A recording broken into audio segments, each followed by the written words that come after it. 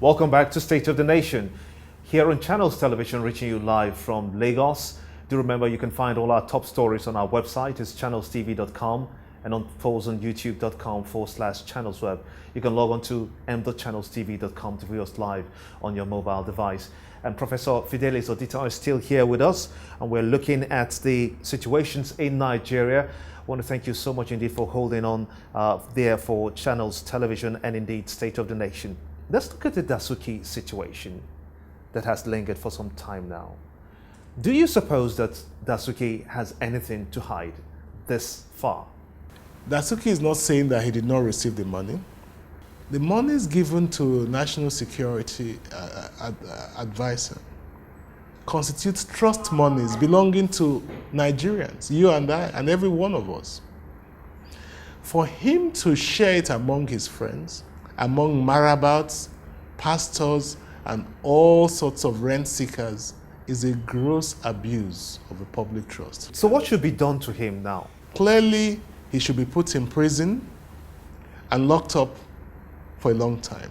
I understand that he's intending to make a plea bargain, which is welcome. At least he will save the public the trauma of putting us and wasting our further monies in trying him in a situation which is so glaring, at least on his own account, based on his own confessions alone. What do you suppose he was thinking, making these revelations? Do you think he thought that he would just be let off the hook like that? Is it like business as usual? I don't believe it's being let off the hook. He wanted Nigerians to know that he wasn't alone in the abuse of public trust. That President Jonathan was involved because he claims that all the disbursements he made had presidential approval.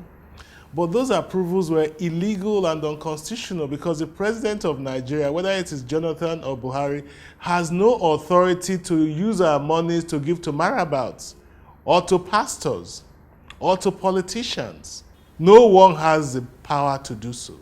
So all those payments were illegal and virtually criminal, and people have to be brought to account for such gross abuse of the public trust. Let's take a look at the security situation in Nigeria today. Do you believe that there just might be a paradigm shift security-wise from Nigeria's northeast to the northwest, especially now that we've had the Zaki situation? I'm not sure that there is a shift. I think we still have the problems in the northeast. What I would say is that the problems are spreading from the northeast to the northwest. But I'm not sure that the intensity of a problem in the northwest is as much as it is in the northeast. Besides that, it is not clear to me that it is the same sect, if I may put it that way. In the northeast, we're fighting the terror called Boko Haram. The sources of disturbances in the northwest are a little more diverse. I think last week, or early part of this week, we heard about the difficulties with the Shiite Muslims in the Zaria area of Kaduna State. I don't think that their problem is as serious as the Boko Haram problem. But having said that, this is not a time for complacency. We must try and address these issues and nip them in the bud before they snowball into bigger problems. I like the word you use, snowball. Do you think this could get even worse? It has the potential to, yes. Because insofar as these things appear to be driven by Islam or a misunderstanding of Islam, you have a common feature between what is happening in the northwest and what is happening in the northeast. The northeast has been more sustained, but when it started, it was almost very similar. We were saying, oh, they're just isolated pockets, faceless terrorists who hit and run, until it's grown into a pretty formidable force. Even as we speak today, they still occupy one or two local governments. I mean, the idea that Nigeria is a free state and it has part of its territory occupied by terrorists is entirely laughable. tragic though it is, it shows that we have the first duty of any government is to secure its people. The fact that Boko Haram is running 2 local governments is an absolute disgrace to us as Nigerians. Come on. Ragtag soldiers occupying and administering 2 local governments in a democratic dispensation in a country called Nigeria, it's an absolute shame.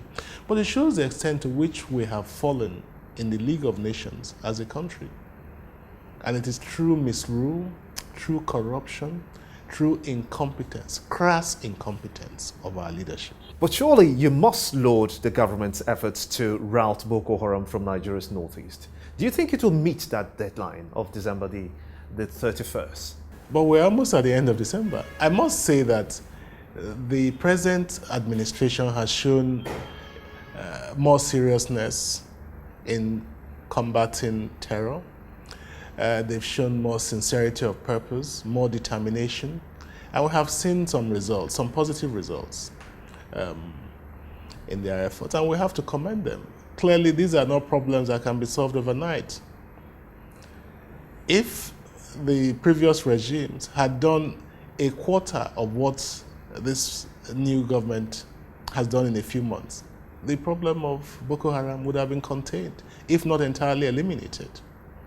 But the fact that the monies which were intended to be used, to be deployed in fighting terror, the monies were shared among a greedy cabal called politicians.